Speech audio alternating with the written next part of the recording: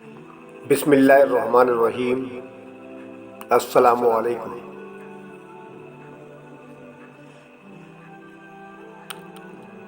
سامعین، first year Islamic studies میں ہمارے یہاں تفصیلی طور پر جو سوالات ہوتے ہیں ان میں ایک سوال یہ آتا ہے کہ حضور اکرم صلی اللہ علیہ وسلم کی حیات طیبہ سے مثالیں دے کر خدمت خلق کی وضاحت کریں۔ تو آپ یہ لیکچر سنیں اور اس کو سن کر اپنی تیاری کر سکتے ہیں۔ اس کے علاوہ اس لیکچر کو نان اسٹوڈنٹ یعنی کہ جو اسٹوڈنٹ نہیں ہے وہ بھی سن کر اپنی معلومات میں اضافہ کر سکتے ہیں۔ خدمت خلق کیا ہے؟ خدمت خلق سے مراد انسانوں کی خدمت کرنا ہے۔ The service of the man is the service of God۔ انسانوں کی خدمت کرنا خدا کی خدمت کرنے کے برابر ہے۔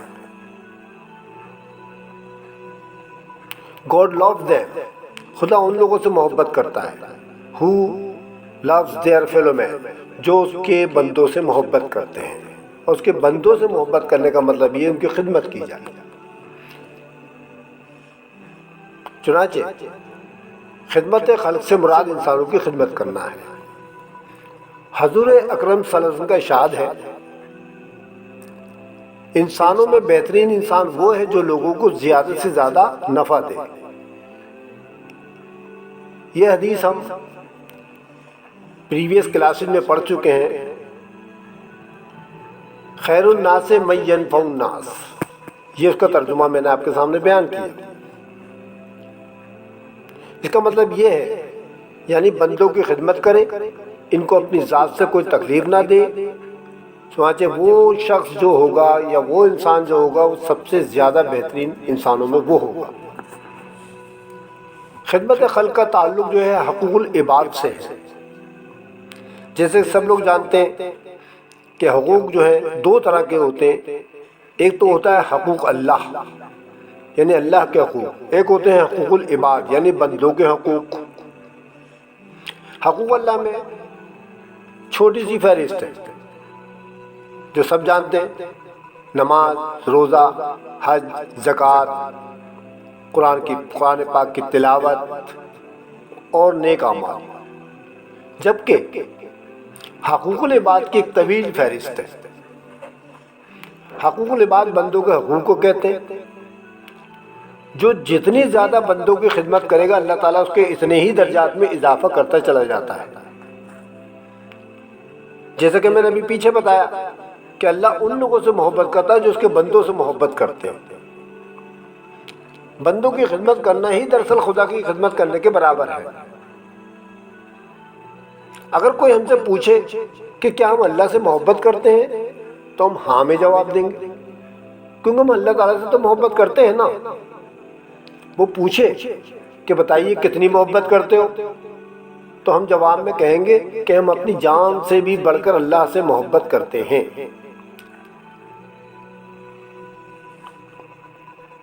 ہم نے جواب تو دے دیا لیکن ہمیں یہ نہیں معلوم کہ اللہ بھی ہم سے محبت کرتا ہے یا نہیں کرتا ہے۔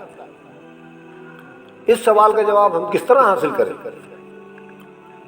تو کہ جواب حاصل کرنے کا یہ طریقہ ہے کہ اس دنیا میں اگر لوگ کسی شخص سے محبت کرتے ہیں اور اس کی عزت اس لیے کرتے ہیں کہ وہ لوگوں کو راضی کرتا ہے اور لوگ اس سے خوش رہتے ہیں، تو ہمیں سمجھ لینا چاہیے کہ اللہ بھی ہم سے محبت کرتا ہے، کیونکہ جس شخص سے مخلوق محبت کرے اس سے اللہ بھی محبت کرتا ہے، اور جس شخص سے اللہ کی مخلوق نفرت کرے تو اللہ بھی اس سے نفرت کرتا ہے۔ اس دنیا میں سب انسان اپنا ٹائم گزار ہی لیتے ہیں۔ یہ دنیا فانی ہے، ایک نہ ایک دن تو ختم ہو ہی جائے گی، لیکن اگر انسان کے گزرنے کے بعد لوگ اس کی خدمات کو یاد کر کے اس کو یاد کریں اور اس سے محبت کریں تو وہی شخص کامیاب ہوگا۔ بقول میر تقی میر، بارے دنیا میں رہو غمزدہ یا شاد رہو، بارے دنیا میں رہو غم زدہ یا شاد رہو، کچھ کر کے ایسا چلو کہ ہمیشہ یاد رہو۔ ہمارے پیارے نبی حضرت محمد صلی اللہ علیہ وسلم کی زندگی خدمت خلق کی مثالوں سے بھری پڑی ہے۔ ہمارے پیارے نبی صلی اللہ علیہ وسلم نے اپنے کام کے لیے کبھی کسی دوسرے کو کوئی تکلیف نہ دی۔ آپ صلی اللہ علیہ وآلہ وسلم خود ہی اپنا کام اپنے ہاتھ سے کر لیا کرتے تھے، اپنے کپڑے اپنے ہاتھوں سے دھویا کرتے تھے، اپنے جوتے خود ہی سی لیا کرتے تھے۔ آپ صلی اللہ علیہ وسلم دوسروں کی خدمت میں پیش رہتے تھے، اپنے آپ کو کبھی دوسروں سے برتر نہیں سمجھا۔ مسجد نبوی کی تعمیر میں آپ صلی اللہ علیہ وسلم نے صحابہ کرام کے ساتھ مل کر کام کیا۔ اسی طرح جنگ خندق کے موقع پر خندق کی کھدائی میں آپ صلی اللہ علیہ وسلم نے صحابہ کرام کے ساتھ مل کر کام کیا۔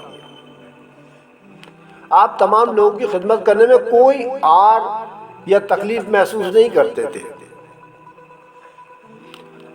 حضرت انس رضی اللہ تعالیٰ عنہ سے روایت ہے کہ ایک سیاہ رنگ کی عورت تھی، اس کی عقل میں کچھ فطور تھا۔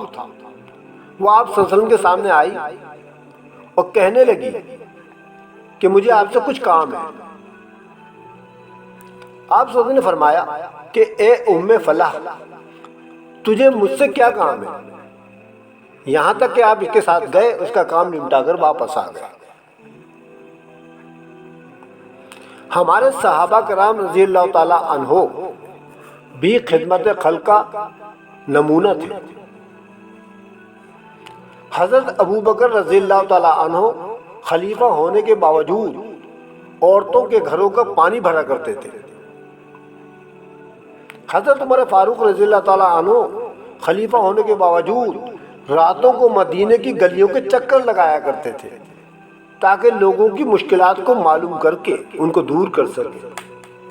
وہ اپنے آرام کا بھی خیال نہ کرتے تھے، ان کے اندر یہ لگن تھی کہ وہ بہترین انسان بن جائیں، کیونکہ انہوں نے حضرت محمد صلی اللہ علیہ وآلہ وسلم سے یہ حدیث سن رکھی تھی کہ اس دنیا میں بہترین انسان وہ ہے جو لوگوں کی زیادہ سے زیادہ خدمت کرے۔ حالانکہ خلفائے راشدین کا شمار عشرہ مبشرہ میں ہوتا ہے، یعنی یہ وہ حضرات ہیں کہ جن کو حضرت محمد صلی اللہ علیہ وآلہ وسلم نے دنیا میں ہی جنت کی بشارت دے دی تھی، لیکن اس کے باوجود یہ تمام صحابہ کرام خدمت خلق میں پیش تھے۔ ہمیں بھی چاہیے کہ ہم اپنے اکابرین کی طرح خدمت خلق کو اپنائیں اور لوگوں کی زیادہ سے زیادہ خدمت کریں تاکہ دنیا اور آخرت دونوں میں کامیابی حاصل کریں۔